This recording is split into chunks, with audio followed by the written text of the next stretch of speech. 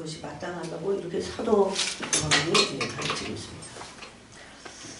그렇게 생각하면 우리는 하나님의 이 본질에서 너무나 멀리 와 있다는 것을 알 수 있습니다. 그런데 여기 보니까 그 사랑이 우리 안에 없음을 확실히 하게 여기서 말씀하고 있어요. 하나님이 바로 사랑이시고 우리가 그 사랑의 본질은 아닌 것을 말씀하십니다. 그래서 하나님을 알아야 된다 이렇게 말하고 있어요. 근데 하나님은 어떤 하나님이냐면 사랑이시다는 겁니다. 하나님을 사랑으로 알지 못하면 이것은 어떻게 할까요? 그럼 하나님을 사랑으로 대면해야 돼요. 내가 하나님을 만났는데 그분은 사랑이야. 하나님을 만났는데 성경에서 말씀하고 있는 사랑을 또 만나야지. 그럴 필요가 없다는 겁니다. 하나님을 만났는데 사랑을 모른다면 그건 하나님을 만나지 못한 겁니다. 그런 말씀을 1장부터 하고 있습니다. 하나님은 사랑이신데 하나님은 빛이시다 그럽니다. 근데 1장에서는 빛이신 하나님과 사귈 때 우리는 진리를 행하게 된다. 여기서 요한 사도가 말하는 진리는 원수 사랑이에요. 원수 하나님과 사귀면 그 빛 안에는 완전하신 사랑이 있기 때문에 사랑이 하나님과 사귀고 빛과 사귐으로 사랑이 하나님 알고 그냥 아는 게 아니라 그 사랑이 우리에게 부음받죠. 그래서 로마서 5장에서 바울도 하나님의 사랑이 우리 마음 가운데 부음받았다고 합니다. 우리가 예수님을 믿게 될 때. 그래서 우리 안에 없는 그 사랑이 성령의 기름 부으심을 통해서 사랑이 부어져서 하나님이 사랑이신 것을 알고 그 사랑이 무엇인 것을 알고 하나님을 알게 되겠다 이렇게 말씀하고 있어요. 그래서 사랑하지 않는 사람은 하나님을 알지 못한다 이렇게 되어 있어요. 여러분 그런데 요한복음 17장에는 영생을 뭐라고 씁니까? 3절에서 영생은 참 하나님과 유일하신 예수 그리스도를 아는 것이다 그랬어요. 그 말씀하고 지금 이 사도 요한의 말씀하고 하나도 틀리지 않습니다. 그래서 사랑하지 않으면 하나님과 교제가 없었던 겁니다. 하나님을 알지 못합니다. 근데 하나님을 알지 못한다면 똑같은 요한이 똑같은 말을 요한복음에서 했잖아요. 영생은 바로 그 사랑이신 하나님을 아는 것입니다. 사랑은 개념이나 지식이 아니에요. 그죠? 여러분 사랑 그러면 그거는 이론이 아닙니다. 그것은 사랑을 그래서 주고받는다 이렇게 말합니다. 그래서 사랑을 주어서 그 받은 사랑을 아는 거죠. 맛보는 겁니다. 또 나도 그 받은 사랑을 가지고 또 사랑하는 겁니다. 그런데 사랑을 받을 수 없는 사람에게 줘라. 성경이 그게 아주 본질적인 원리입니다. 그래서 내가 그것을 사랑을 내가 주긴 하지만 그런 물질적인 사랑을 내가 돌려받지 않도록. 그래서 하나님의 나라에서 상이 많도록 이렇게 말합니다. 어쨌든 사랑함으로 하나님을 알면 영생을 얻은 것입니다. 그러면 하나님을 아는 것이 영생인데 하나님을 아냐 모르냐의 기준이 뭡니까? 사랑을 아느냐 모르느냐입니다. 이것은 우리의 상급만이 아니고 우리의 영생 구원과도 바로 직결되어 있다는 겁니다.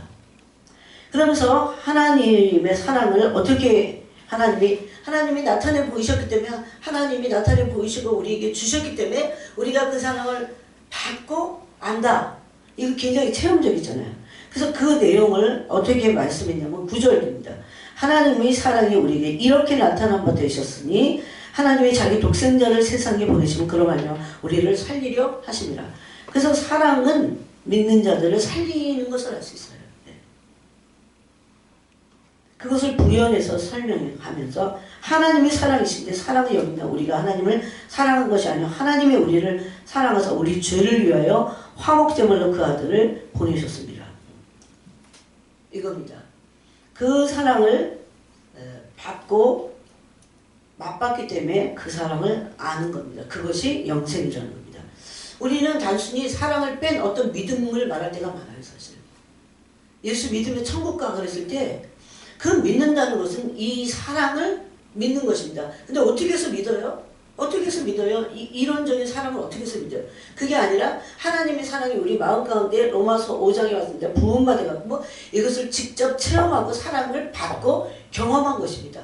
그 경험함으로 알게 되는 그 사랑을 믿는 거죠. 네? 아니 처음에는 그 사랑을 온전히 다 몰라서도 믿음으로 시작했어요. 그렇지만 그 믿음은 반드시 사랑으로 결정이 나야 됩니다.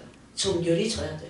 그러므로 사랑을 알지 못하면 하나님을 알지 못하고 그래서 사랑을 아는지 모르는지 또 사랑을 이 사람이 아는지 모르는지는 그 사람이 진정으로 믿는지 안 믿는지를 아는 거라고 그랬잖아요. 근데 사랑을 아는지 모르는지를 뭘로 알 수 있냐면 그 사람이 사랑을 실천하느냐 하는 겁니다. 그게 유사랑으로 나타나는 겁니다. 그래서 11절에 이렇게 말씀합니다. 사랑하는 자들아 하나님이 이같이 우리를 사랑하셨은지 어떻게 생명을 다 대속 제물로 줘서 자신을 죽여서 사랑하셨다 이렇게 됐어요. 우리도 서로 사랑하는 것이 마땅하도다 그랬어요. 그래서 사도 요한은 원수를 사랑할 뿐만 아니라 목숨을 다해서 사랑해라. 그것이 마땅하다. 이렇게도 말씀합니다.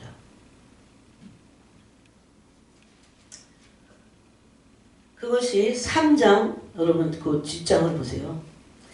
16절에 이렇게 말씀해요.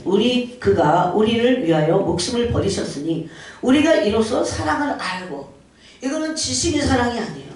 예수님이 십자가에서 저를 위해서 대속 제물이 되셨습니다. 이걸 지식으로 아는 게 아니라 이것이 영으로 기름 부어져서 영으로 체험적으로 그 사랑을 맛보는 겁니다. 마치 물을 내가 먹어서 맛보듯이. 그렇게 했을 때 하나님이 사랑이시라는 걸 알고 어떻게 할 수 있게 됩니까? 우리도 이로써 사랑을 알고 우리도 형제들을 위하여 목숨을 버리는 것이 마땅하니라 그랬어요. 이게 그리스도의 율법입니다. 바로. 그리스도의 율법의 정체는 아가페적인 사랑이기 때문에. 그러면서 뭐 은사가 많냐 기도를 많이 하냐 이런 거 그 모든 것에 그게 진짜인 것을 증명하는 게 바로 14, 15장입니다. 우리는 형제를 사랑함으로 사망에서 옮겨 생명으로 들어간 줄을 알거니와. 사랑하지 아니하는 자는 사망에 머물러 있느니라. 아무리 은사가 많고 이 불법이에요. 그래서 불법을 행하는 자들아 내게서 떠나가라. 귀신을 쫓고 여러분 그 은사 가지고 어떻게 불법을 행하는데 귀신을 쫓을 수 있어 이렇게 말하지만 그건 은사로 할 수 있어요. 그래서 속는 겁니다. 나중에 광명의 천사인 귀신들도 악령들도 악령이 악령을 쫓을걸요. 여러분 저 불교에서요 그 영적인 그런 약간 그런 심취 있는 이 스님들이 귀신들을 쫓는 것에서 다 축사사역합니다. 그들도 축사사역뿐만 아니라 치료사역 다 해요. 다. 예수님이 산상수훈에서 마태복음 7장에서 그랬나요? 귀신도 내쫓고 축사도 하고 뭐 선지자 노릇도 하고. 그럼 우리는 완전히 이 사람이 완전한 사람처럼 그렇게 더군다나 그 선지자 노릇을 하는데 정확하게 맞췄어. 완전히 확 돌죠 막. 이야 이러면서. 근데 성경은 그렇게 말씀하지 않습니다. 반대로 말씀합니다. 만약에 그가 축사를 하는데 그래서 그들에게 뭐라고 합니까? 귀신을 내쫓고 축사 사역을 하면서 치유 사역하고 선지자 노릇을 했는데 불법을 행하는 자들라고 그랬어요. 불법은 죄라고 그랬죠. 요한일서에서. 사랑의 법을 어긴 자들입니다. 그들은 아무리 축사를 하고 선지자 노릇을 아무리 100% 맞게 해도 형제를 사랑하느냐가 시금설이라는 겁니다. 그래서 형제를 사랑하지 않으면 이 불법을 행하는 거예요. 그러면서 은사 갖고 그러는 겁니다. 나중에 이제 양심 역사자가 되겠죠. 이런 성경은 분명히 이렇게 말합니다. 형제를 사랑함으로 사망에서 생명으로 옮겼다 그러면서 사랑하지 아니하는 자는 사망에 머물러 있죠. 그 형제를 미워하는 자마다 살인하는 자니 살인하는 자마다 영생이 그 속에 거하지 아니하는 것을 너희가 아는 거라. 아까 우리가 영생에 대해서 얘기했죠.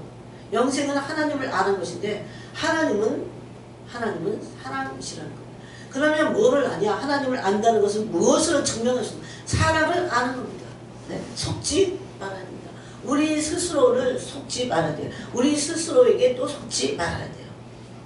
성경은 분명히 그 형제를 미워하자마자 은사를 가지고 있어도 형제를 미워할 수 있다는 겁니다. 하나님을 모르고도 은사 갖고 그렇게 할 수 있다는 겁니다.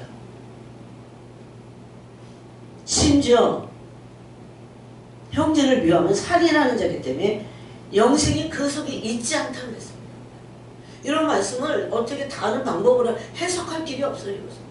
그냥 문자 그대로 어린아이같이 받아들여서 우리 자신을 깨트려야 됩니다. 그러면서 그가 우리를 위하여 목숨을 버리셨으니 우리가 이로써 사랑을 알고 우리도 형제들을 위하여 목숨을 버리는 것이 마땅하니라. 그러면 재물을 가지고 형제를, 가난한 형제를 돕지 않는 것은, 그것은 하나님의 사랑이 그 속에 없기 때문이다. 하나님의 사랑이, 여러분, 그래서 하나님의 본체 형상인 사랑과 영생이 다 연결이 되어 있다는 거예요. 저러고 생각하면 진짜 기가 막히죠. 그러므로 구원의 여정은 사랑을 배우는 여정입니다. 하루아침에 그렇게 될 수 없어요. 그래서 바울은 예수님의 죽음을 몸에 짊어진다고 했어요. 우리 죽을 몸에 짊어진다고 했어요. 그런 자아 부인의 죽음 안으로 들어가자면 사랑을 배울 수가 없기 때문에 그래요. 우리를 깨트리지 않는데 어떻게 사랑할 수 있습니까? 사랑을 배울 수 없어요.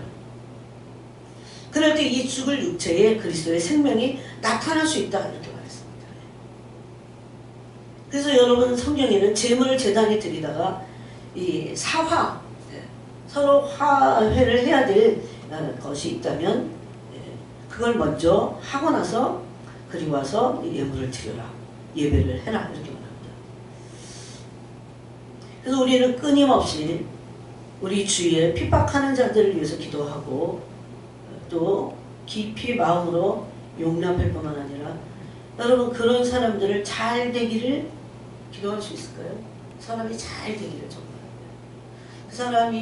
그런 사람이 다윗이잖아요. 요셉이잖아요. 다윗은 사울이 죽었을 때 진짜 슬퍼하며 울었어요. 그럴 수 있을까요? 이게 다른 거야 벌써. 그건 그냥 인간의 정력으로는 그렇게 할 수 없어요. 이거를 늘 배워야 되고, 이것을 하나님의 사랑으로 체험을 받아서 늘 거기에 그게 마치 거울입니다. 이거를 자유케 하는 율법, 그랬어요. 그 거울에 자신을 비춰봐서 나를 깨트리고 나를 부인해야 됩니다. 그가 잘 되기를 정말 진심으로 기도하는 겁니다. 근데 처음엔 진심이 안 나와요. 그래서 주님이 저한테 예전에 그러셨어요. 의지적으로 그렇게 기도해라. 의지적으로 그 사람을 위해서 한 30분만 기도해보세요. 그러면 국리란 마음이 생기지 않을 수 없어요. 그래서 그런 그 의지적인 기도가 진정한 사랑으로 연결시킵니다. 마태복음 5장 44절을 보니까 나는 너희에게 이르노니 너희 원수를 사랑하며 너희를 박해하는 자를 위하여 기도하라. 이건 명령입니다. 또 마태복음 6장에 보니까 1만 달란트 빚을 탕감 받은 사건이 나옵니다. 이것을 항상 기억해야 됩니다. 1만 달란트는 6천 데나리온이래요. 6,000일을 하루 1 데나리온은 하루치 품삯인데 16년간의 품삯에 해당된다. 어디 찾아보니까 그래요. 이건 되게 큰 액수의 돈입니다. 그 가난한 사람이 자기 힘이나 능력으로는 평생을 갚아 나가도 다 갚지 못할 그런 빚이에요. 우리는 이 비유에서 우리 자신이 엄청난 죄의 빚을 지고 하는 사람이었어요. 누구도 이 빚을 탕감해 줄 수 없습니다. 근데 예수 그리스도께서 오셔서 단지 믿음 하나를 제시하시면서 아무 조건 없이 탕감받은 우리가 됐습니다. 이것은 전적인 하나님의 공률하심이에요. 그래서 너희도 그렇게 사랑하라는 겁니다. 이게 주기도문에서도 우리가 우리의 죄를 지은 사람을 용서한 것 같이 우리의 죄를 용서해달라는 것이 반대로 나옵니다. 그러므로 우리도 가장 센 것부터 해야 돼요. 허물을 사랑하고 용서하는 것부터 해야 됩니다. 형제의 허물을 사랑하고 용서함으로. 이것은 사랑하라는 것은 명령입니다. 명령이에요. 여기서 만약에 우리가 용서하지 못한다면, 얼굴을 외면한다면 우리는 악한 종들입니다. 그래서 이 말씀에서 천국은 마치 종들과 결산하는 임금과 같다, 이렇게 말씀하십니다. 그러므로 오늘 요한일서 4장 말씀으로 보면 우리가 만약에 하나님을 사랑을 받고 하나님을 사랑해야 됩니다. 하나님을 사랑한다면 이웃을 사랑하지 않을 수 없다는 겁니다. 이게 마치 잣대예요, 잣대. 내가 아무리 아닙니다. 난 하나님을 사랑해요. 근데 이웃을 전혀 사랑하지 않을 수 없다는 것을 말씀하고 있습니다. 그는 하나님을 전혀 알지 못한다, 이렇게 되어 있습니다. 여러분, 하나님을 어떻게 알까요? 하나님의 사랑을 기름 부으심을 통해서, 다른 말로 하면 하나님의 사랑을 영으로 대면하는 겁니다. 네. 그래야 하나님의 사랑을 지식이 아니라, 이론이 아니라, 지식으로가 아니라 영으로 알 수 있어요. 받는 겁니다. 네. 그럴 때 하나님의 사랑이 어떠한 사랑인지를 알게 됩니다. 그래서 거기 3장에서도 2절에 사랑하는 자들아, 우리가 지금은 하나님의 자녀라. 장래에 어떻게 될지는 아직 나타나지 아니하였으나 그가 나타나시면 우리가 그와 같을 줄을 아는 것은 그의 참모습 그대로 볼 것이기 때문이라. 그분의 참모습은 어떤 모습입니까? 그런 진실되고 거룩한 사랑으로 완전하신 분이십니다. 그래서 우리가 이웃을 사랑함으로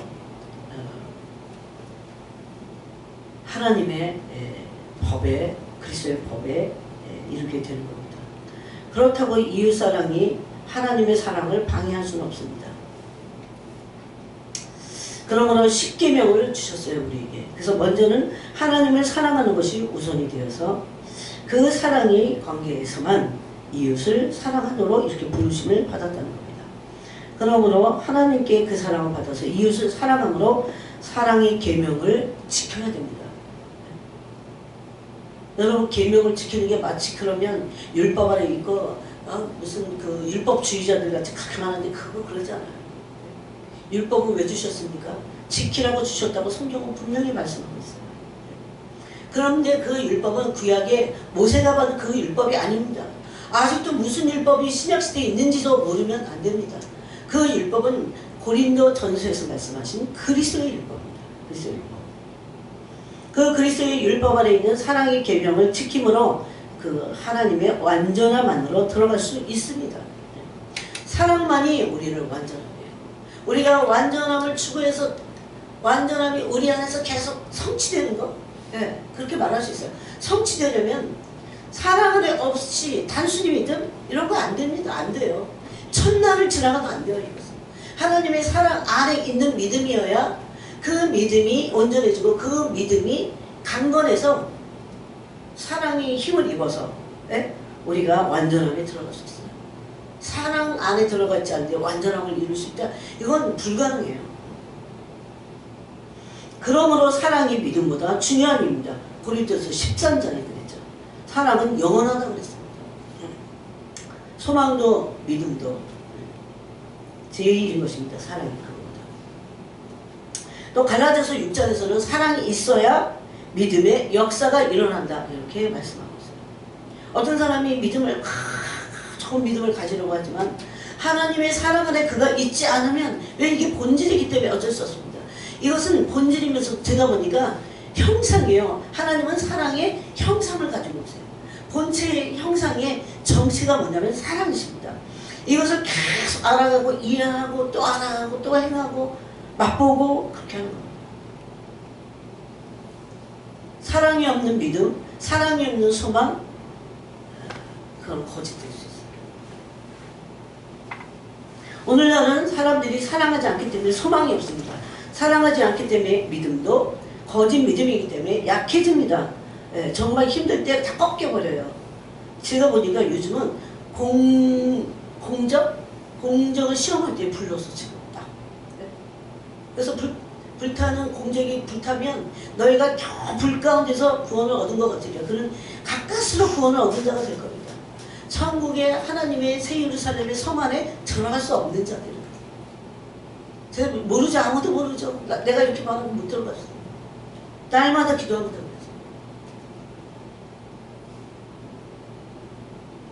그러므로 사랑함으로 우리는 서로를 돕고 신앙생활을 도와줍니다. 세워줘요. 사랑이 없는 기도도 외식일 수 있다는 겁니다. 그래서 여러분 종교라는 것에는 왜? 종교적으로도 기도를 하니까. 유대인들 보세요. 얼마나 열심히 합니까? 종교에는 사랑이 없습니다. 사랑이 참 사랑 없어요. 거기는. 희생 없어요. 그래서 하나님의 사랑은 인간의 도덕관, 어떤 인간이 생각하는 이런 철학관, 이런 종교적인 신념, 어느 혼적인 감정, 정욕 이런 걸 뛰어넘습니다. 어떤 사람들은 혼적인 감정을 가지고 착각해갖고 그게 사랑인 줄 알아요. 하나님의 사랑이 참 사랑인지를 뭘로 아냐면 편애가 없으십니다. 구별은 있어도 편애가 없어요. 하나님은 정말 한 달란트 그 재능에 따라서 주신 것 뿐이지 2달란트, 5달란트 이렇게 나오잖아요. 마태복음 25장인가요? 그렇지만 그것이 사랑의 차이는 아닙니다. 재능에 따라서 주신 것이지 한 달란트는 조금 사랑하고 5달란트는 많이 사랑하고 그런 게 아니라는 겁니다. 하나님은 이런 실체의 형상의 모습을 갖고 계십니다. 이것은 인간이 타락한 이후에 불행하게도 이성이나 사람의 의식이나 이런 걸 알 수 없어요. 너무나 지고한 형상의 실체시기 때문에 이거를 딱 알게 하시고 부어주시고 맛보게 하시고 맛봐서 알아야 돼요. 그것은 성령의 역사입니다. 성령님이 우리 안에서 그 일을 하고 계세요. 근데 우리가 집중할 때 그 사랑을 부어주십니다. 그럼 이 사랑의 실체는 어떤 사랑입니까? 대단히 100% 이타적입니다. 그래서 참사랑은 이타적이라고 말할 수 있어요. 두 번째는 희생적입니다. 희생이 없는 사랑, 섬김, 그런 진정한 사랑의 섬김은 아니겠죠. 그래서 사랑은 하나님부터 시작되는 겁니다. 오늘 말씀이 하나님은 사랑이시라. 그 말씀을 18절에도 하고 계십니다. 우리가 사랑하면 그가 먼저 우리를 사랑하셨습니다. 누구든지 하나님을 사랑하라 하고 이렇게 말씀합니다. 하나님이 먼저 사랑하심으로 우리 안에 사랑을 부어주심을 말씀합니다. 하나님으로부터 하나님의 사랑으로부터 시작되어 그 사랑을 받은 자에 의해 전달이 됩니다. 그 받은 사람은 어떻게 변화되느냐? 자꾸 희생적인 사람이 되죠. 자기를 부인하면서. 하나님이 원래 꿈꾸셨던 하나님의 형체의 모습입니다. 그것이. 그러므로 하나님을 사랑하지 않는데 하나님의 사랑을 받지 않는데 사랑할 수는 없어요. 사랑을 할 수 없어요. 그것은 여러분 우리 친척, 부모, 동기간 사랑할 수 없어요. 심지어 피부친데 사랑할 수 없어요. 또 그런 어떤 정에 의한 것을 사랑이라고 성경은 말씀하지 않습니다. 이것이 문제죠. 우리는 그러므로 오늘날 이제 그 사랑의 완성으로 계속 나가야 됩니다. 자기 의나 고집이나 이기심을 꺾어야 됩니다. 탐욕을 꺾어야 됩니다. 세례 요한이 왜 목배임을 당해서 죽었을까요? 예수님은 왜 십자가에서 돌아가셨을까요? 그것은 사랑이 희생을 담고 있기 때문에. 그때 누구도 알아주지 못했습니다. 예수님 십자가 달리실 때 아무도 알아주지 않았어요. 악마는 그런 속삭임을 예수님에게 겟세마네 동산의 기도에서 그렇게 예수님에게 말했어요. 그 사랑이 아무런 무가치한 것 같이. 여러분 사람들은 내가 하는 어떤 것을 사람들이 인정하고 알아줘야 가치가 있다고 생각하는 이런 그 목마름이 있어요. 그런데 그거를 버려야 됩니다. 사실 사랑을 하려면 아무도 알아주지 않습니다. 오직 하나님께 순종하기 위해서 그 사랑의 부르심을 이루기 위해서 사랑을 이루신 거죠. 순종을 이루신 거죠. 그 순종의 희생을 이루신 것입니다. 그랬을 때 아무도 알아주든 말든 이게 참으로 그렇게 했을 때 30배, 60배, 100배의 엄청난 결실을 얻었습니다. 지금도 그 열매는 계속되고 있습니다. 예수님은 심지어 죽어서 무덤에 묻히시기까지 하셨어요.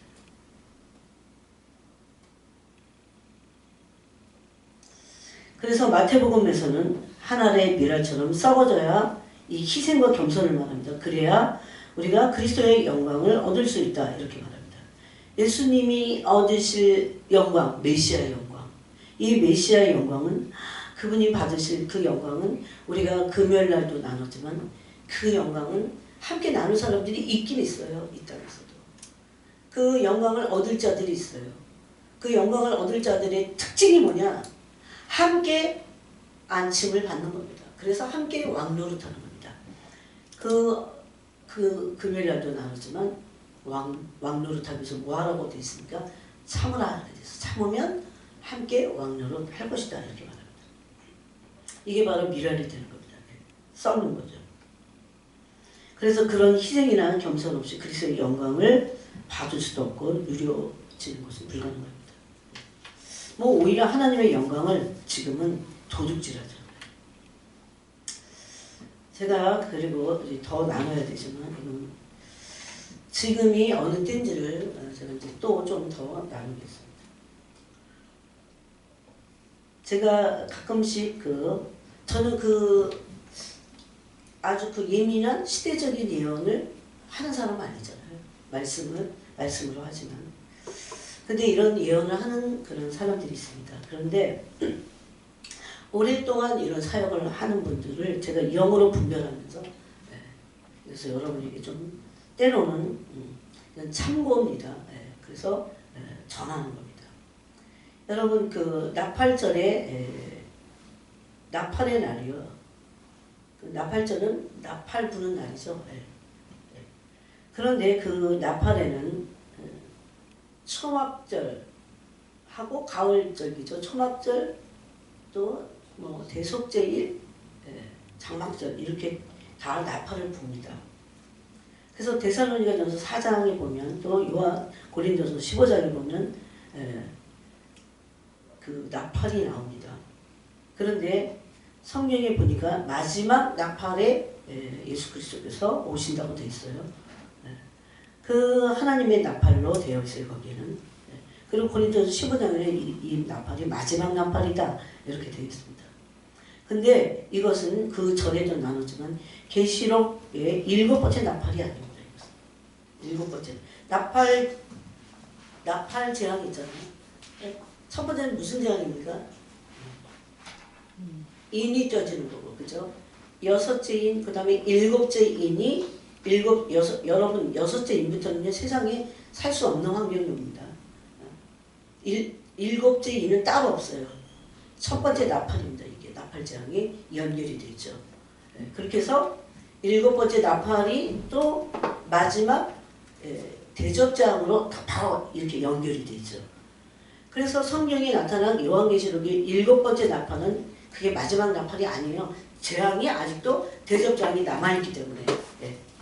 그런데 이 고린도서 15장에서 말씀하고 있는 이 마지막 나팔이라는 게 그럼 도대체 그 마지막 나팔은 뭐냐? 이거 보면 나팔절에 유대인들이 100번의 나팔을 붑니다. 이거 그 전에 나눴었는데 조금 더 상기시키기 위해서 이 100번의 나팔절에 이제 100번의 나팔을 부는데 첫 번째 부는 게 길고 힘차게 한 번 부는 나팔 소리입니다. 테키야라고 해서 테키야. 여러분 제가 그동안 이걸 한 몇 번만 했어요. 이 나팔절에 테키야에 길게 한 번 부는 나팔을 부는 이유는 왕이 오신다는 뜻입니다. 왕이 오신다는 이유로 나팔을 불어요. 왕이 오시니까 모여라. 정렬하라.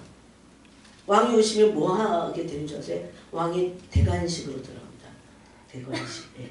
왕이 이제 관을 쓰시는 겁니다. 그걸 왕의 대관식을 준비하라는 의미가 테키야라고 하는 길게 한 번 부는 나팔입니다. 그 다음에 두 번째 나팔의 유형은 쉐바림. 그래서 짧게 3번을 봅니다. 짧게 3번. 짧게 부는 게 그 다음에 테루아도 있어요. 그런데 이 쉐바림은 이런 스타카토식으로 짧게 9번 부는 거하고 틀리게 짧게 3번을 붑니다. 그래서 이 스타카토식의 테루아하고는 좀 틀립니다. 이건 9번을 부니까 짧게 9번을. 그런데 어쨌든 이 두 번째 쉐바림은 여러분 참 이 나팔절을 부는다. 이 나팔에 의미가 이렇게 정확하게 있을 수가 없어요. 근데 우린 지금 이 가을절 절기만 남겨두고 있다고 그랬어요. 그래서 이 쉐바림은 뭐냐면 짧게 3번을 불 때는 회개하라는 뜻입니다. 회개하라. 돌아서라. 주님이 오신다. 주님 오신다. 회개하고 돌아서라는 이런 나팔입니다. 물론 지금 메시아닉 주들은 이 나팔이 무슨 뜻을 의미하는지를 예수님 믿기 때문에 알 겁니다. 그렇지만 정통 유대인들은 몰라도 어쨌든 그들이 기다리는 그 메시아 아직도 기다리고 있으니까 정통 유대인들이 그분이 오실 것이다. 그러니까 회개하고 돌아서라. 그러니 여러분 이스라엘 만약에 진짜 메시아를 알고 돌이켜보세요. 우리는 아무것도 아니야. 이방인들 까불면 안 돼. 그래서 로마서에서 바울이 그랬죠. 번가지도 아낌없이 하나님이 베어버리셨는데 돌감람나무인 너희를 원가지를 베고 거기다가 접붙였는데 너희일까 보냐 막 그랬잖아요. 너무나 의미가 있습니다. 이 쉐바림도. 그 다음에 이건 마지막 나팔이 아니었는데 테루아라는 게 있어요. 이게 바로 스타카토식으로 짧게 9번을 봅니다. 이거는 이 부는 그 형태가 의미하듯이 깨어나라는 의미로 임박하다. 주님의 재림이 임박하다. 이런 것을 나타냅니다. 이미. 이게 유대인의 나팔절에 부는 나팔에 이미 다 들어가 있어요. 그래서 테루아의 나팔 소리는 오직 나팔절에만 봅니다. 깨어나는 아주 임박한 주님의 재림을 의미한다는 거예요. 그래서 그 나팔절을 용테루아 그럽니다. 용테루아. 그 테루아예요. 그래서 그 나팔절이에요. 그날. 그 다음에 이 네 번째가 테키야. 아까 테키야가 뭐라고 해서 길게 한번 부른 게 왕이 오신다잖아요. 왕의 대관식. 그런데 테키야 하가돌이라는 게 있습니다. 이게 마지막 나팔입니다. 테키야 하가돌. 앞에 3개의 나팔을 11번씩 3세트로 불게 되면 99번을 불게 되는데 마지막 100번째 길게 한번 불어요. 그 나팔을 마지막 나팔이라고 부르면서 앞에 3번의 나팔 소리와는 다른 소리로 완전히 불게 됩니다. 이 나팔 소리는 주로 이렇습니다. 테키야 하가돌의 나팔 소리는 아주 웅장합니다. 어쩌면은 여러 나팔이 한꺼번에 동시에 이렇게 똑같이 불 수 있어요. 크고 길게 부른다. 그래서 크고 길게 부는 거예요. 이게 마지막 나팔이에요. 이리로 올라오라는 휴거를 의미하는 나팔입니다. 이게 바로. 그래서 나팔마다 다 나팔의 그 소리의 의미가 다 있죠. 그래서 유대인들은 이게 우리한테 하는 게 아니고 원래 유대인들의 그 나팔에 있었어요. 나팔 소리에. 유대인들은 그래서 100번째 마지막 나팔 소리와 함께 자신들이 고대하는 메시아가 온다고 아직도 믿고 있습니다. 그래서 그리스도와 교인 신부와의 결혼식과 왕의 대관식을 보여줍니다. 이 나팔이. 그런데 이 환상과 꿈으로 이 두 분이 봤어요. 이것을.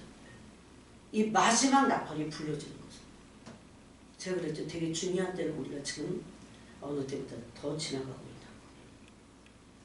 그래서 이 나팔절에는 교회의 휴거 사건이 있을 겁니다. 그리고 교회와 그리스도와 교회가 이제 신부로 혼인잔치가 있을 거죠.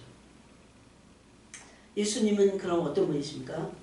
마태복음 28장 18절에 하늘과 땅의 모든 것을 가지신 만왕의 왕으로서 그는 왕의 대관식을 하게 될 겁니다. 그게 데키아죠. 데키아.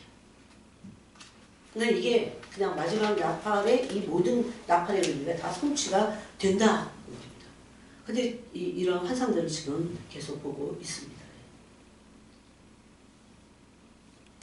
예수님은 이 말이 뜬금없는 말이 아니라는 것을 그동안 계속해서 시편에 또 요한계시록에 또 여러 군데에서 예수님이 이 땅에 만왕의 왕으로서 심판하기 위해 재림하실 것입니다. 계시록에서는 그래서 마침내 혼인잔치가 이제 끝나고 자신의 신부인 교회가 함께 이 땅으로 다시 예수님과 내려와서 이제 다스리게 될 겁니다. 천년왕국이 시작되게 될 겁니다. 그게 계시록 19장에 있습니다. 왜 근데 이렇게 나팔절이 이렇게 가려져 있었을까요, 여러분? 네. 이것은 이렇게 중요한 나팔절인데 당연히 목사님들이 알고 얘기해야 돼요. 근데 왜 가려져 있었을까요? 이 목사님들이 신학대학에서 대체신학을 배우기 때문에. 대체신학이라고 하는 것은 그 이방인의 교회인 우리가 이스라엘을 대신했다는 것입니다. 그러므로 이스라엘은 완전히 하나님으로부터 버림을 받았다. 이렇게 말합니다. 근데 이것은 사탄의 교묘한 완전히 속임수입니다. 마지막 때가 오면서 그 베일이 지금 벗겨지고 있긴 합니다. 그러므로 여러분 이것은 사람이 만든 유대인의 절기라기보다는 이렇게 말해야 됩니다. 하나님의 여호와의 절기예요. 그래서 여호와의 절기는 분명 하나님의 구속사의 시간표예요. 절기가. 봄절기 우리 배웠죠. 그래서 그 다음에 지금 봄절기와 오순절이 끝나고 이제 우리는 가을절기만을 남겨두는데 그 사이에 끝에 있어요. 끝에. 지금 이제 이방인의 교회 시대가 완전히 끝날 끝에 있습니다. 이방인의 교회가 영적인 모든 흐름의 구속사를 주도하는 게 아니에요.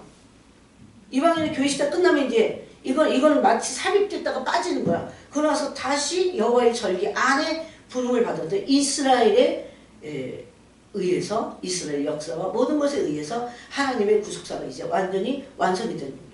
그것을 요한계시록도 고스란히 말하고 있어요. 그래서 여호와의 절기를 부르면 하나님의 시간표입니다. 예수님의 재림과 이게 다 연결이 돼 있음을 알고 우리 이제 깨닫고 깨어 있어야 됩니다. 지금. 계속 보는 거예요. 너무나 놀라운 환상 가운데 이런 것들 너무나 자세하게 봐서 꿈속에 보고 하나님이 이렇게 다 보여주시기도 하신다는 거예요. 그러므로 여러분 여호와의 절기라고 하지만 여호와의 절기의 핵심은 예수 그리스도십니다. 그래서 봄절기 알죠? 6월절, 무교절, 초실절.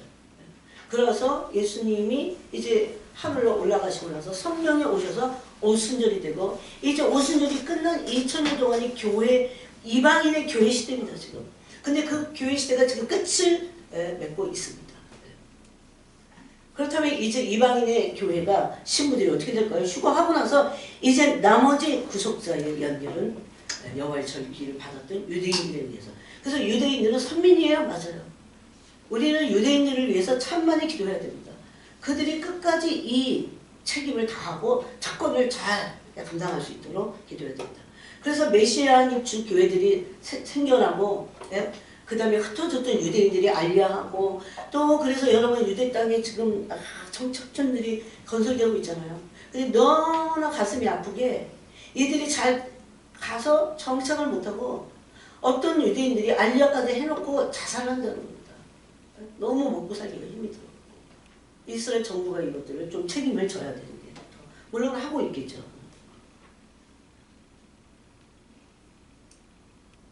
그래서 여호와의 절기를 예수 그리스도께서 어떻게 역사 속에서 인간의 역사입니다. 이 역사 속에서 세상을 구원하시는지를 보여주는 큰 그림입니다.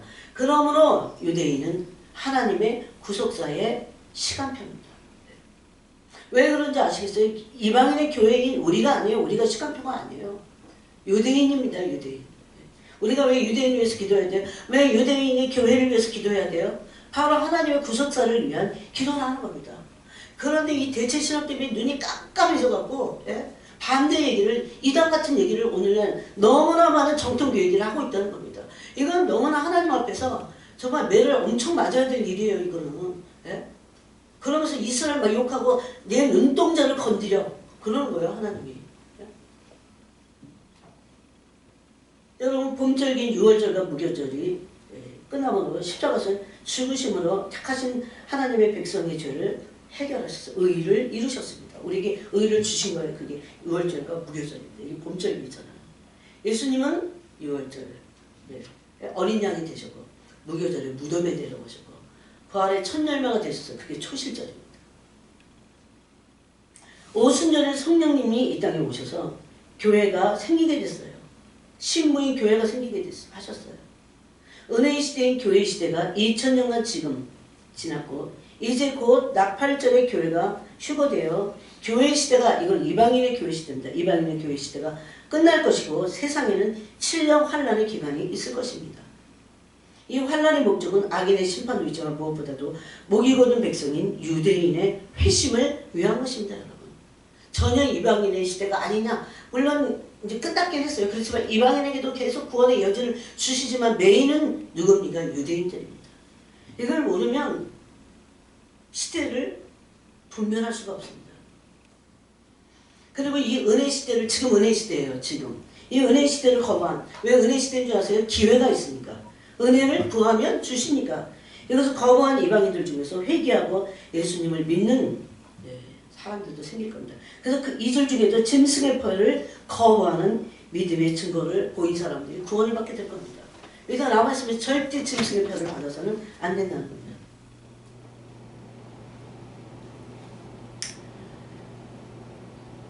그래서 지금 마지막 나팔을 부는 이런 환상들을 보고 있어요.